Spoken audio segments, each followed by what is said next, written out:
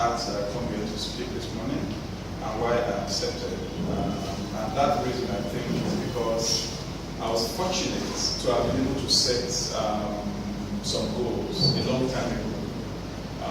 Most people here are probably past the age I was when I decided that okay, these are the things I wanted to do. If not, I wouldn't have been qualified to be here today. I work with BHM. BHM is a media and marketing communications agency that houses some fast-growing companies. There's Blackhouse Media, which is a PR agency. There's Nigerian Entertainment Today, which is a weekly newspaper. There's Ayeni Africa, which this is probably the first place I'm mentioning that, which will launch sometime in June of this year. That's a digital marketing agency. We have a vision to produce some of the greatest products and services in the world. Blackhouse is from the Yoruba proverb, Yoruba by the way, it's from the Yoruba proverb that says, Inu Eko Odudu like coffee from Ikeja, which means from this so-called dark continent. Africa is the third world, is a dark continent, a black continent, there's famine, there's crisis, there's all sorts of negative stuff flying around about us. But we believe that if we don't let excuses stop us and we do the right things, in a few years we will be the ones taking care of the whole world. In my own industry, we want to see a situation where companies in America, companies in Europe are fighting to get affiliated to local Nigerian agencies here. We want to see a situation where the leaders in IT, in media, in every sector you want to think of will come from this place. So that's what inspired our leader.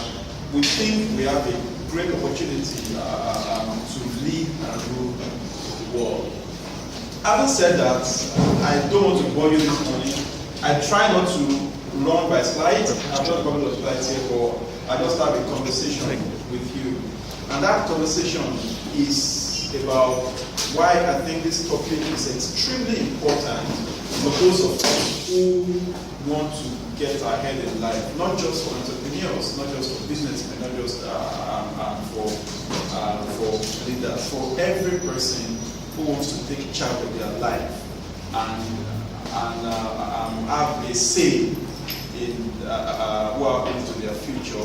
It's important to set goals. Now, I said earlier that I won't be here today if I was not lucky to have been able to set some goals when I was much younger. Before I went to uni, I was almost certain about what I wanted to do. I was clear. And I had a notebook, I remember that. I'll put it down. These are the things that I think I'm good at, and this is where I think I want to be in a couple of years. As time went by, I would delete and add. I'll say, okay, this doesn't apply anymore. Okay, no, put this and all that. And I think we all need to do that, especially as concerns our career and businesses. So, now, unfortunately, this thing is not a dash. It's not a 100-meter dash. It's a marathon. Okay, until the day you drop dead. Trust me. And unfortunately, in this environment where we prioritize, where we give value to material acquisitions and overnight successes, so many people give prominence to short-term goals. We want to drive the biggest of cars. We want our office to be the biggest. We want to travel business class or first class. All that, so we tend to pursue things that will accomplish those short-term goals without necessarily considering long-term implications. So I think it's very important that we start with that. But having said that, I'm also an apostle of the opinion that don't live to tomorrow what you can do today. Don't say, I'm 24, I'm young. I'm 22, Mark Zuckerberg was 30 just a few days ago. It's 30. I tell my colleagues that work all the time that it's not an excuse that you're 21 or you're 22. It's not an excuse that, you didn't go to the best of schools. I went to very terrible schools. I went to public schools at the time when public schools were horrible. Primary, secondary. I didn't get a degree in what I'm practicing, and I didn't leave school with good grades. So I tell guys that there's no excuse whatever. Don't get a degree. Okay, worst case, you couldn't go to university.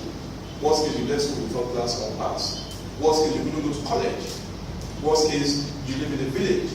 Worst case, you have. So I'm like, whatever, you can choose to let those disadvantages limit you, or you can choose to determine what it is that you want and go get it. When I left secondary school, I was a science student. I realized I didn't want to do science, and that I would rather do law or maths and all that. And I bought all the, and I didn't do literature in college because if you're in science, then it means you won't do government and literature and all that. So I did all the chemistry and physics. And I bought all the books on literature, got the syllabus, read the books on myself, and had distinctions of them. So, and I remember that as I then, I wasn't sure, in fact, I had no idea I was going to work in media or PR or marketing. So imagine if I didn't read all the Achebe's or Bolechoyinka or government and all that. So when I thought, okay, why should I let this stop me now? Go and get the books and read. Then I get this all the time from young people that, you know, I have this business idea, I have this plan, but I'm looking for money. I need 4 million naira, I need 2 million naira. You know, no, I don't have this, I don't have that. And I say it all the time at the risk of emphasizing it here. You don't need money.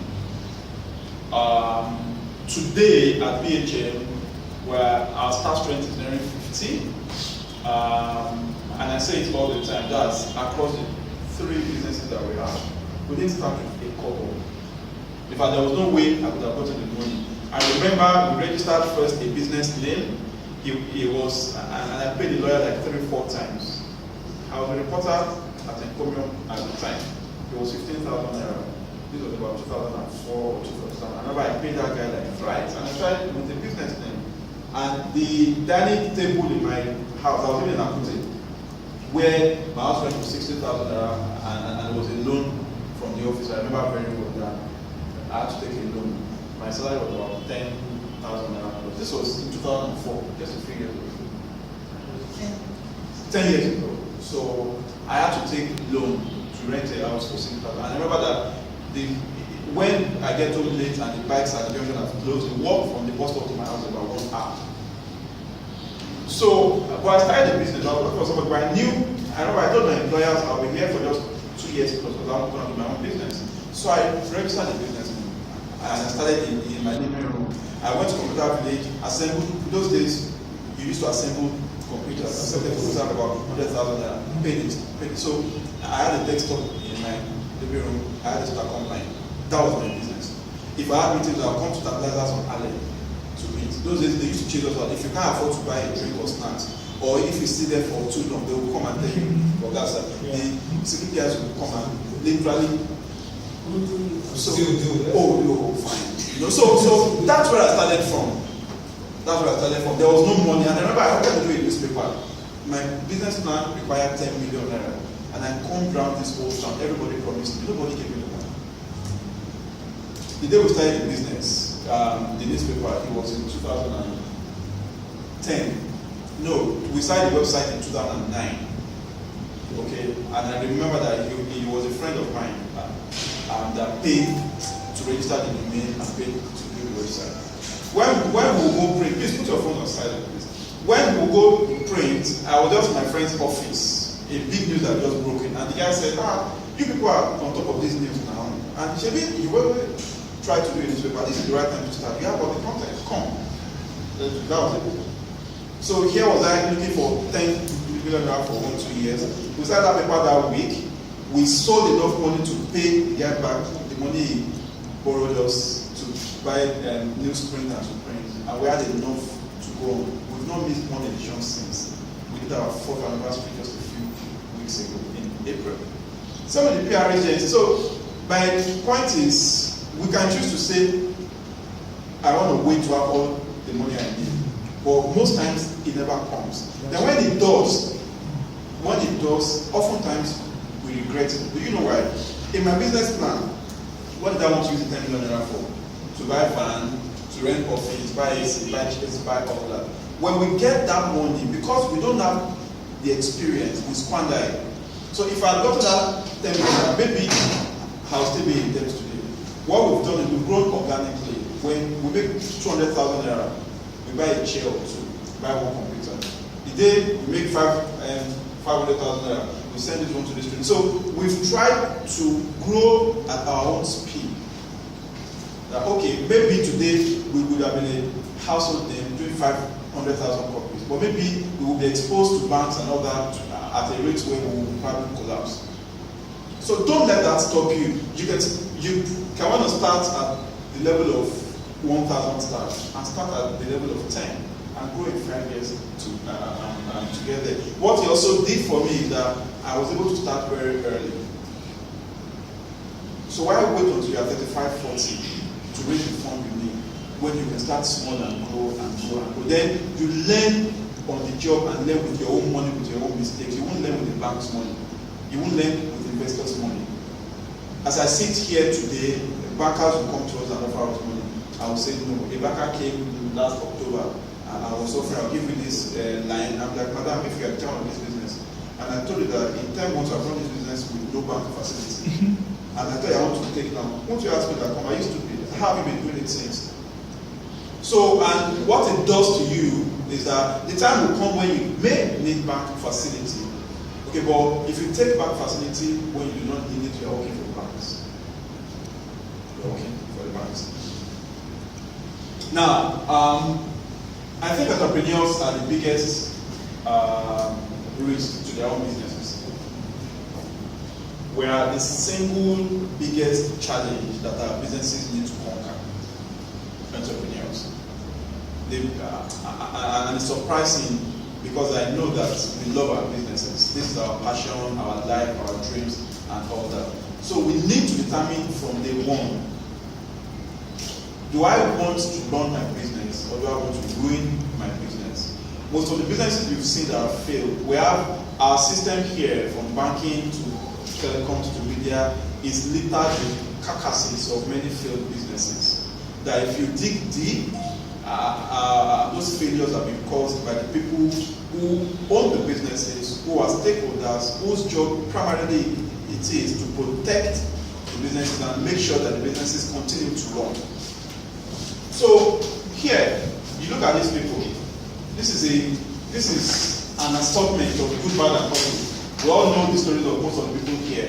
Take Steve Jobs, who had to be kicked out of his own business to save the business. And I can assure you that kicking him out after when it happened was what saved his own entire career, because he would have self-destruct. So you look at good and bad cases.